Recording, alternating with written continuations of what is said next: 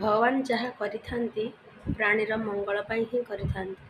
ଆମେ ଯେତେବେଳେ ମନ୍ଦିରରେ ଦୀପଟିଏ ଜାଳିଥାଉ, ସେତେବେଳେ ଯଦି ଦୀପଟିଏ ଲିଭି ଯାଇଥାଏ, ଆମେ ଭାବିଥାଉ କିଛି ଅଶୁଭ ହୋଇଥାଏ। କାହିଁକି ମନରେ ଅଶୁଭତା ଆସିଥାଏ? କାରଣ ଆମର ଭଗବାନଙ୍କ ଉପରେ ବିଶ୍ୱାସଟା ଦୃଢ଼ ନଥାଏ।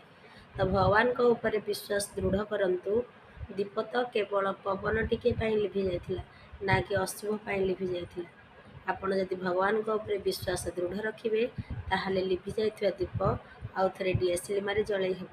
କିନ୍ତୁ ଯଦି ବିଶ୍ୱାସଟା ଆମେ ନ ରଖୁଛେ ଭଗବାନଙ୍କ ଉପରେ, ତାହେଲେ ଆମର ସମସ୍ତ କାର୍ଯ୍ୟ ବିଫଳ ହୋଇଥାଏ। କିନ୍ତୁ ଭଗବାନଙ୍କ ଉପରେ ଆମେ ଯେତେବେଳେ ବିଶ୍ୱାସ ରଖିଥାନ୍ତି, ମନ ସ୍ଥିର କରିଦେଇଥାନ୍ତି ଭଗବାନଙ୍କ ଉପରେ, ତ ସେତେବେଳେ ଆମର ସମସ୍ତ କାର୍ଯ୍ୟ ଭଲରେ ହିଁ କଟିଥାଏ। ଭଗବାନ ଯେତେବେଳେ ଯାହା ବି କରିଥାନ୍ତି, ସମସ୍ତ ପ୍ରାଣୀଙ୍କର ମଙ୍ଗଳ ପାଇଁ ହିଁ କରିଥାନ୍ତି। କିଛି ମଙ୍ଗଳ ପାଇଁ ହିଁ ଆମ ପାଖରୁ କେହି ଦୂରେଇ ଯାଇଥାଏ, ଆଉ କିଛି ମଙ୍ଗଳ ପାଇଁ ହିଁ ଆମ ସହିତ କେହି ଯୋଡ଼ି ହୋଇଯାଇଥାଏ। ହରେ କୃଷ୍ଣ।